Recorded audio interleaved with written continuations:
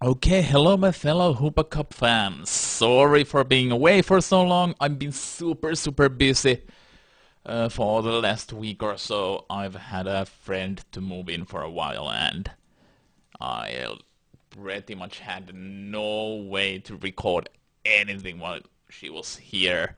So now that I have a little bit free time because she's visiting town, and now that Pudding gave me the battle codes for the second round battles, I can start covering these.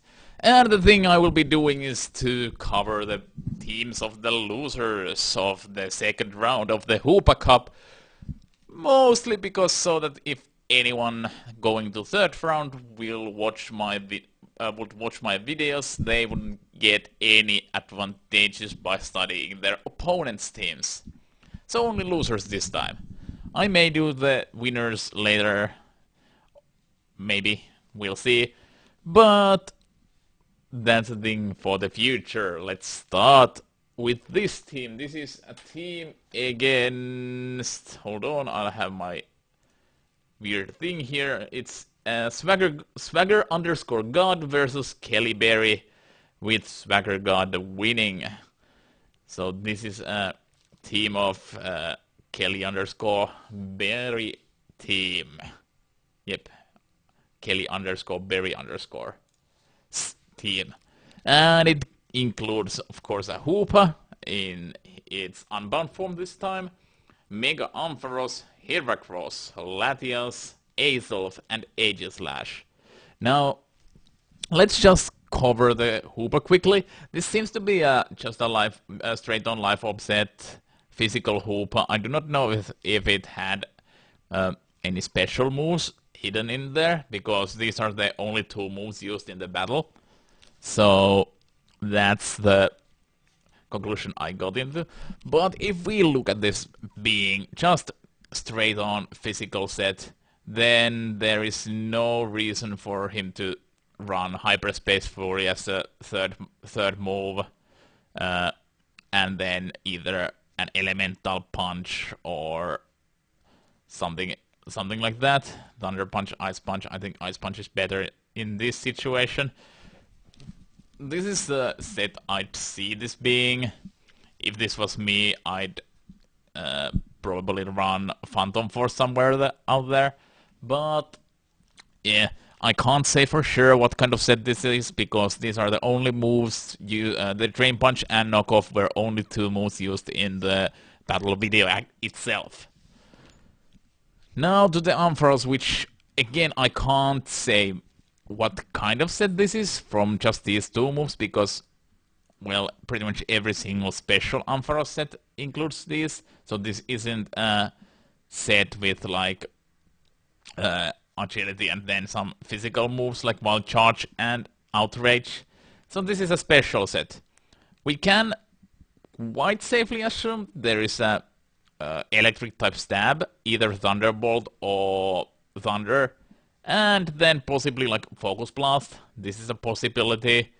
I've seen some of these guys run Power Gem for like, what are the Firebirds? Oh god, I forgot. The Talonflames. But if you have Thunderbolt, you really don't need Power Gem. It hurts Ice types, which is nice, I guess. But like, it also can have Signal Beam. But like, the move I'd really like to run on pretty much every single Ampharos Mega is Cotton Guard. I really like it, because it's just so insane if you get even one up. And you pretty much only need two moves. You may even be able to switch out the Volt Switch to, as I said, some coverage moves here, like Hidden Power Ice is actually really good. Hidden Power Fire is really good. You can have Rest, so you can have Cotton Guard Rest thing, and so on and so forth. For fourth, I did remember this guy learning Earthquake, which I started looking for some reason, but yeah. But yeah, it was Volt Switch and Dragon Balls used in the video, so I can only guess the last two moves. And something like this was possible, something like this was possible. Again, I can't say for sure, but I guess it was just straight on special set. The Ampharos had plenty of opportunities to set up agility or cotton guard, so those were not happening. I didn't see Heal Bell, even though his or her teammates were statused. I didn't see any screens, I didn't see Substitute, I didn't see Toxic. So, this set again, it can be pretty much anything when looking at these guys.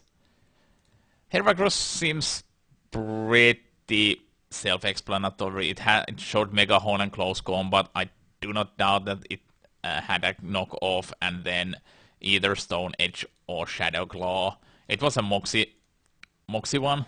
I'm sure about that because of the damage calculations, and it was paralyzed and then used a move against an opponent's Pokemon, and it did less damage than what I thought. I didn't see Heracross actually get any knockouts, so I can't be 100% sure, but just from looking at the damage it did while being paralyzed, which should activate Guts, I'd say it's pretty safe to assume that it's a Moxie one. Now, with Heracross, there really isn't too many things you can do. You can try to set up with Sword Stance if you get lucky, or Bulk Up. Bulk Up was quite popular in 4th gen, if I remember correctly. I remember playing a Bulk Up Heracross, but it again tells me that it may have been just straight on 4 moves, because I never saw this Heracross set up anything, even when it had situations for that. I also didn't notice any items. I was thinking that it may have been banded, because I don't think it switched any moves around. It also may have been expert belted. It's really hard to say from the damage.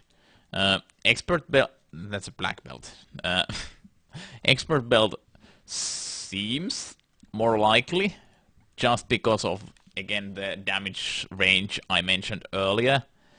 Even though he didn't seem to switch up moves between Pokemon, and he switched out quite a lot. So it may have been expert belted. That's my quest. Now this Latias, this is really interesting, and mostly because when you look at these 2 first moves, it's really standard, but then comes Healing Wish, which is really, really nice. Like, I really like Healing Wish on Pokemon that can learn it. Like, it's so underrated. People do not use this much.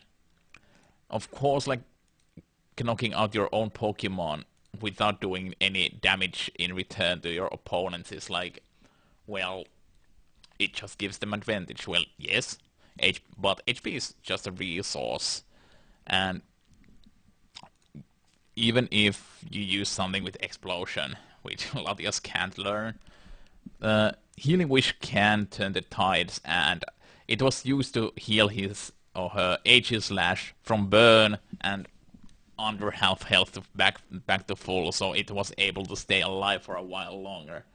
But yeah, I really do not know what the 4th move could have been. It already has a Draco and it has Psyshock, so it could have been either something supportish, like status, but I never saw this Latias use any status. It could have been like Shadow Ball, or yes, it gets Ice Beam. I think it actually may have been that, or Energy Ball. I think Energy Ball or Ice Beam were the 2 most likely options. Roost is also an option, but I do not really see a reason to run both Roost and Healing Wish. It just seems kinda counterintuitive by trying to keep yourself alive while trying to do as much damage to opponent as possible and then Healing Wishing when you are about to die. So I don't think it was Roost. even though Roost is really good move on Latias. So yeah, let's say it was something like that. This is a really solid Latias set, especially in tournament environment. Healing Wish can be really surprising and help you turn the tides. Now this Azelf didn't really get to do much. All I saw from it was a Fire Blast, which pretty much tells us nothing. It could have been just like U-turn and 4 moves. Or it could have been choice specs. It could have been Scarfed. I've seen Scarfed Azels. But yeah, Azelf is a really nice lead because it can check so many things. But it just gets outclassed nowadays. It has Fire Blast, it has possibly Shadow Ball, it should have U-turn, which it never used, but I really hope it has U-turn, because it just lets you move around with Azelf, because it has so good speed, and lets you check things, lets you do chip damage, even if you are fully specially attacking. U-turn is really great, because specs, Scarf, 4 moves, can work too. Extrasensory is good move, Dazzling Gleam is good move, it can hit dragons, it can hit dark types. But yeah, this Azelf didn't really do much, so I really can't say much about it. Again, we can just guess things. This is possibility. It seemed to lose in speed quite a lot, or quite a lot. It did seem to lose in speed, and didn't do too much damage. Or what I'm talking, it did seem to win in speed, but didn't do that much damage, even to with super effective Fire Blast against quite a frail Pokemon. So I think this may have been scarfed. It's actually quite possible. Now, again, these are just wishes, so yeah. This Aegislash seemed really standard. It had Shadow Ball, it had King Shield, and nothing else. Like, it didn't use anything else. So, usually, the Aegislashes I see are like something weird mixed sets, like Shadow Ball, King Shield, and then either Flash Cannon, Iron Head, and then Shadow Sneak. But again, these are just like guesses. Again, it could have been like purely special attacking one with some HP because it survived Hyperspace Fury from Hoopa, Unbound, in shield form. And I'll never say that it doesn't have good defenses in shield form, but Hyperspace Fury does tons of damage, and if it didn't have any bulk investment in HP, it probably would have gotten one-shotted. But yeah, all in all, I really like this team. It's a shame it lost, but it's solid. It has a weakness against like book types. Also, it has a weakness against Hoopa itself, which is kind of funny. Like, opponents Hoopa could have just led the battle and wreaked havoc in this. Azelf really can't touch Hoopa except if it was carrying Shadow Ball or Dazzling Gleam. Latias with this set probably couldn't hurt it because Unbound Hoopa has so good special defense. It has 130.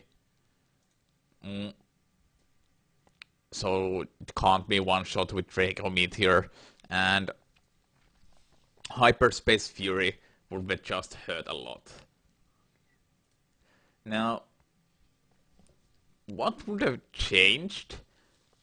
I wouldn't probably changed anything with this team. Like, this team is really solid.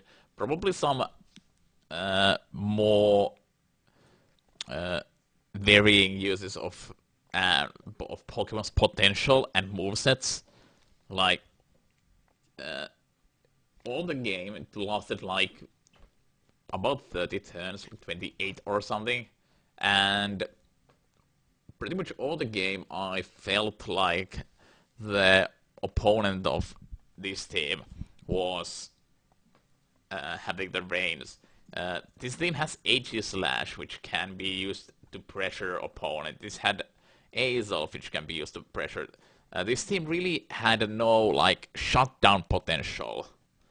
It just had pure damage, which can be good, but if you get if you get walled or if you get outsped, you really can't do much.